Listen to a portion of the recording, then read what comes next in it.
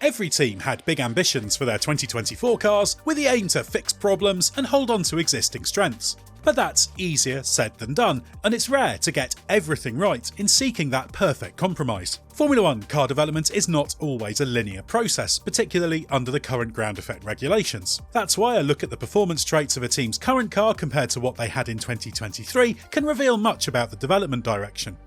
Remember, a team losing out in the short term isn't always down to everything being worse. Sometimes it's part of a process that requires taking an immediate step backwards to allow big gains in the future. But performance is what matters most in F1, so here's our quickfire guide to who has won and lost in F1's development war so far. Winner: McLaren, improving its weak points.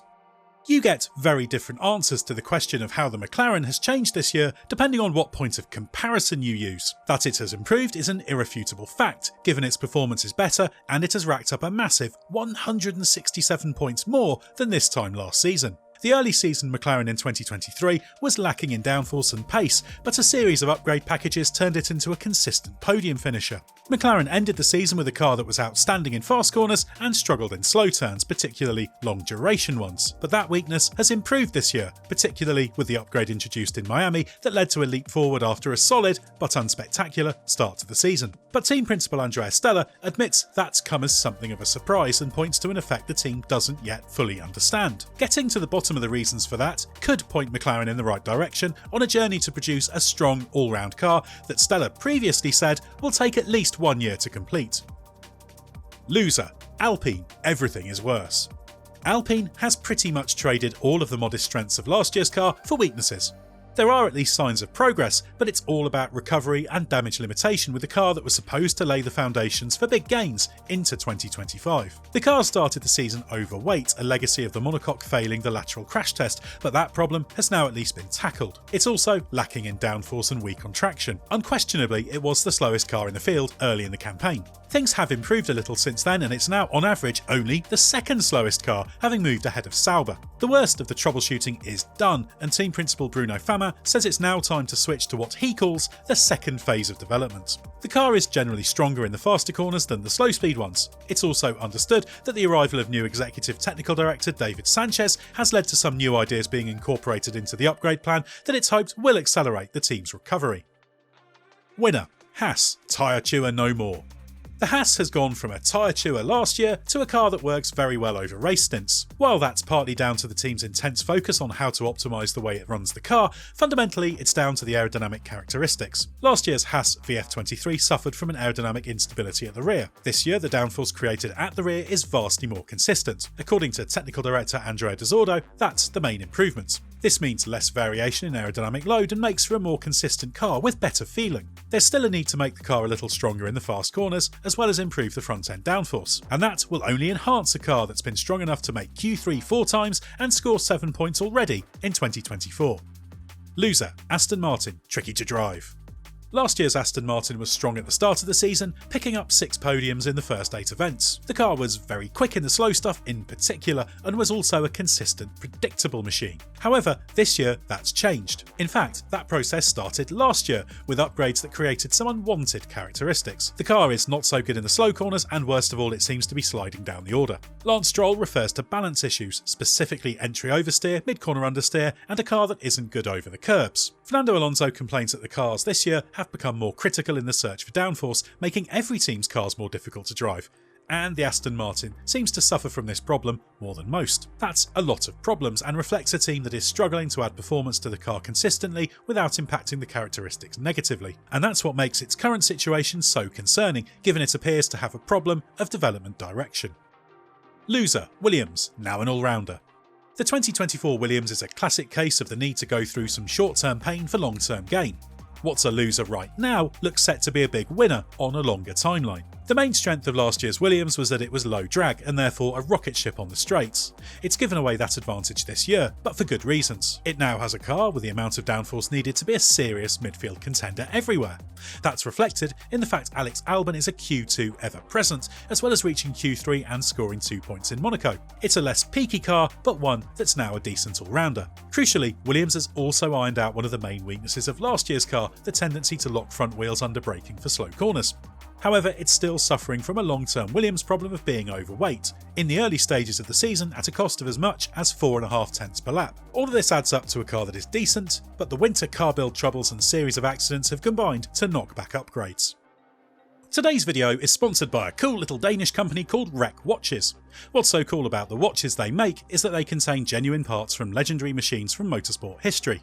Rec Watches have only been around for 10 years, founded by two Danish guys in a Copenhagen apartment, but already they've built timepieces using parts from Steve McQueen's TR6 motorcycle, Carroll Shelby's prototype Ford Mustangs, and John DeLorean's personal DMC-12, as well as other watches using stunt bikes and even aircraft.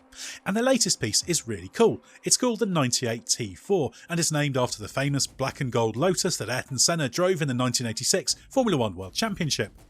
Rec Watches has worked with classic Team Lotus and reforged the original aluminium plenum tubes from Senna's 1986 F1 car into the outer chapter rings on this new watch.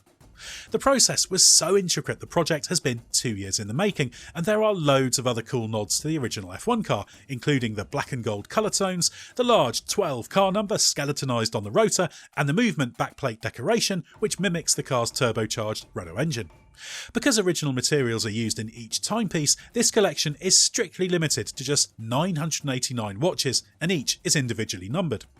The 98T4 pieces are exclusively available via recwatches.com, with a 20% pre-order discount for the fastest customers.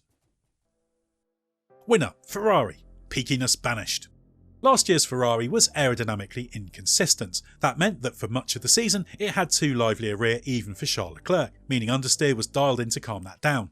That instability also made it very hard on its tyres. That started to change last year and is no longer a weakness in 2024, with the Ferrari now a good, consistent and predictable car that's generally kind to its tyres. It has also sacrificed a little of its qualifying performance for race pace, which makes for an all-round gain given at times the Ferrari last year was able to be quickest over a single lap but slid to second or third fastest in the race. This year the Ferrari has at times been the best in races in terms of tyre management. As Monaco showed, the Ferrari is also strong over the curbs and is perhaps the best in the field on this score. Charles Leclerc described this as a strength. Ferrari is just lacking that final edge of pace to challenge Red Bull consistently, and while its average single lap performance is fractionally worse than last year, it's now in an all-round better place, as proved by having 130 points more than the same stage in 2023.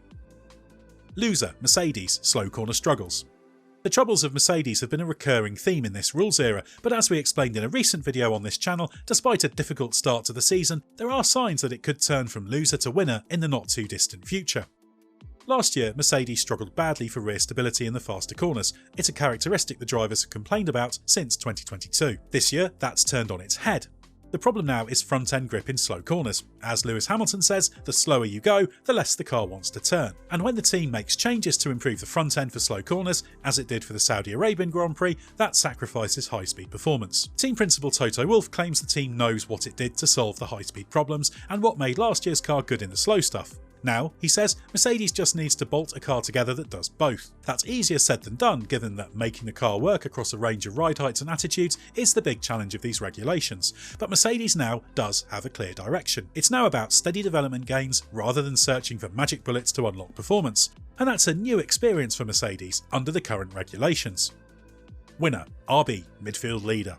Last year's AlphaTauri battled corner entry stability in medium and low speed corners. That improved in the closing stages of the season. This year, what's now called the VCarb 01 has, according to racing director Alan Permain, proved to be at its best in slower corners. However, it has been the class of what's considered the second group in F1, so much so that it's been ahead of Aston Martin of late and racked up a healthy 24 points, 22 more than at the same stage last year. Another problem that RB is working on is the fact the car isn't great off the line, but given it shares kit with Red Bull Racing, that's more about operation and preparation than the hardware. Loser, Sauber, lacking in grip. Audi's Future Works team started the season with a car that could have scored points, but for pit stop disasters that have been eliminated by wheel nut and axle modifications. But it's been slowest for the past 3 events in Miami, Imola and Monaco. Last year's car was too draggy and unstable in the fast corners. Sauber has less of a drag problem this year, but still the main strength is seen as the slower corners, with the big deficit to the front runners in the fast stuff. The fundamental problem appears to be a lack of aerodynamic load. There have been times recently, for example Imola, where the balance has been good, but the overall grip lacking. Even in low speed Monaco, the drivers struggled for confidence. This car needs some significant upgrade progress, and fast. Loser, Red Bull, battling old problems. It seems absurd to call a team that has won 5 out of 8 Grand Prix and taken 7 out of 8 pole positions a loser. But it's a relative game, and given its supremacy last year and the inevitable improvement by rivals, it was almost impossible for Red Bull to be classified as a winner right now. While the results suggest that Red Bull created problems with the new RB20 given how dominant its predecessor was, the reality is that its strengths and weaknesses are much the same. It's just that the competition has sped up, and therefore these weaknesses are exposed. As Max Verstappen puts it, Red Bull was found out in Monaco where the bumps and curbs made the car difficult to drive. So what exactly is the problem? Well, the rear suspension is not that compliant in roll, so when under load in corners, thanks to high lateral stiffness. This is combined with a car that is compliant vertically, which works well with the complex underfloor design and minimises the aerodynamic bouncing problems. However, at Monaco, the car was suffering from mechanical bouncing, and this couldn't be eliminated without sacrificing far too much downforce and making the car much slower. This means, as Verstappen says, bumpy tracks with a lot of curb riding will be tricky. As Monaco was the worst case scenario for Red Bull, the car will still thrive at the majority of tracks. It could still mean that at circuits like Singapore and Baku, and perhaps even more conventional tracks with a lot of curb riding such as Montreal and Monza, Red Bull might face more of a challenge. But when you start on top, you have to make rapid progress just to stand still. And although Red Bull has lost out in the development war, it's still on course to win the prizes that really matter, and a lot more races.